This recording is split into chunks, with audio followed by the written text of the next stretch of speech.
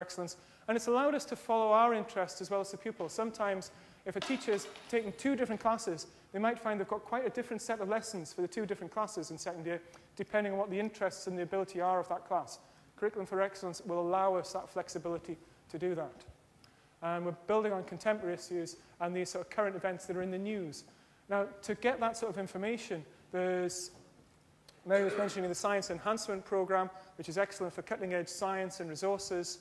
The Planet Science, if you haven't been on the Planet Science website, that's excellent. You can sign up to a weekly email newsletter, and they'll tell you about things that are on television, science in the news, and there's also a lot of activities that you can follow with Planet Science.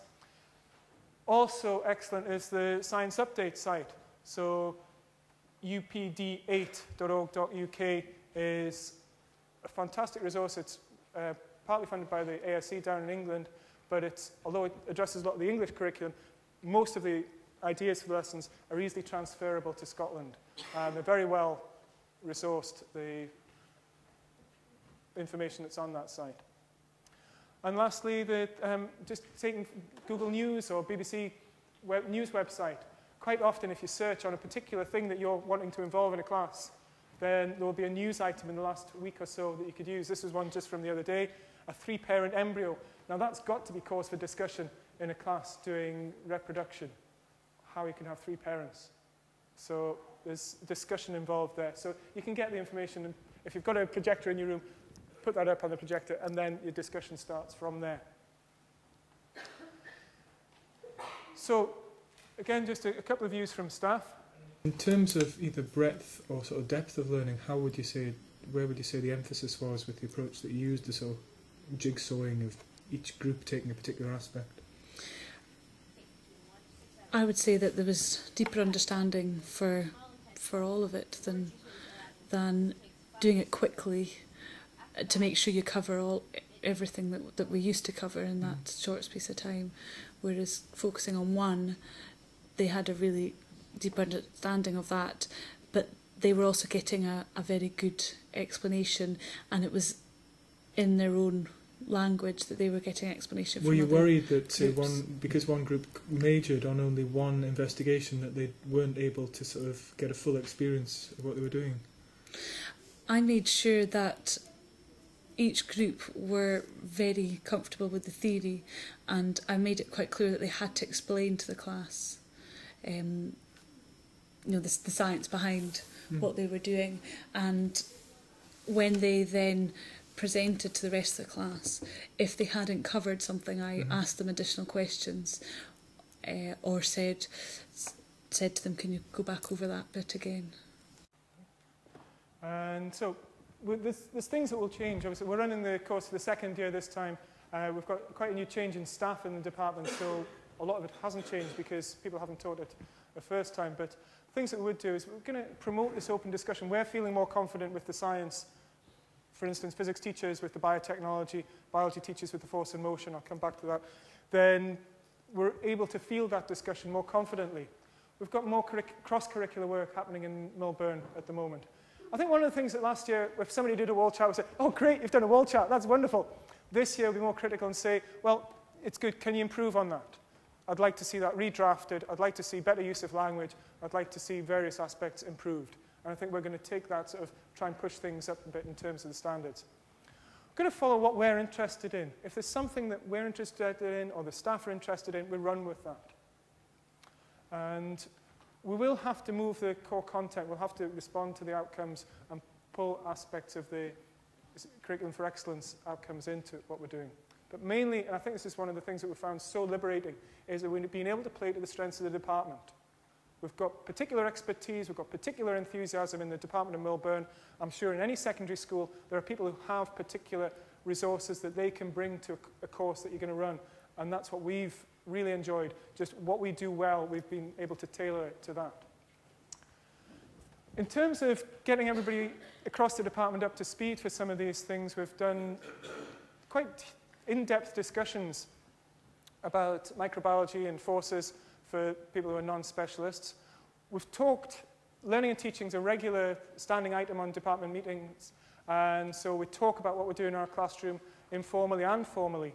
so people can share different ideas that they've come across or they've evolved. We've had to, because a lot of these techniques are new, and anything that's really new that hasn't been tried, you've got to carry out an assessment of the risk that's involved. Fred will be talking this afternoon about risk, I'm sure, and so we've had to document that.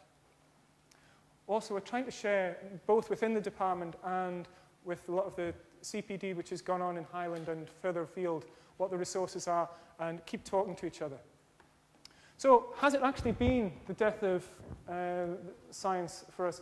In terms of C, F, and E, it has at times been confusing. We're living in a changing environment. At times there are frustrations with equipment that doesn't work and just things that didn't quite pan out the way that we would have anticipated. And that we do seem to be at times in this process of endless change. That doesn't seem to be ending. However, if we take those three initials, CFE, and think about, we're dealing now with learning in context. We're forging links both with other departments, primary schools, and hopefully with other secondary schools. A lot of what we do is going to have to be exemplified. It won't be enough to post somebody some worksheets. You'd be better off going and seeing how somebody does something, or possibly videoing it, or finding out what the story is. There's going to be a conversation going not only between ourselves as professionals, but it's a conversation that we've had with our second years about what they want to be learning. There's going to be fine-tuning. It's never going to be fixed. It's going to be like a picture that's never finished. We're finding that the second year course will never be in a state where we can lock it in concrete. We've built up an enthusiasm. We've certainly noticed a change in enthusiasm with second year pupils. It's a continuation of learning, and we're thinking also about the continuation that's going to be into the senior school. As Mary mentioned before, we're dealing with 21st century citizens. Soon we'll be teaching people who have been born in the 21st century, and it's their future that we've got to educate them for. There's a lot of enterprising ideas and active learning, as Mary was mentioning, and these cross-curricular links that I've already alluded to. Formative assessment is very much a key of any curriculum for excellence lesson, and it must be engaging, because we're finding a lot of engagement with the way that we're teaching this. There's creativity, there's open-ended, or just a chance for people who do have a more creative side than an analytical scientific side to be able to put their ideas across. And flexibility, so it's allowing us to do much more what we want to do rather than what somebody in Edinburgh is telling us to do. And that all these products, all these posters and wall charts need to be exhibited somewhere, and that could either be on your school website or in the corridor, or even your own class might have its own science class blog. It is going to be changing, but one thing which I'm hoping, which we've certainly found over the last year, is that it's going to be fun. But as Mary also mentioned before, it is going to be expensive. It's a very rich way of learning. It's a very, as somebody in Murray once described it, high-octane brand of learning, but it is going to take a lot more time and resources than has been the case. So overall, it's not so much the ace of spades, more the ace of hearts. We actually quite like it, with reservations, but you could ask and you'd find out those reservations. Which brings us back to the end there. I would like to thank the staff at Millburn for their help in putting the course together that I've been telling you about. The technicians are key to all this. And lastly, the pupils, because their ideas have actually contributed to it. And the last thing was, of course, the answer to the pop quiz. Anybody want to venture a guess? Yes? It's the way you do it. And? 1982. 1982 we've got here, yeah? Still looking for the art list.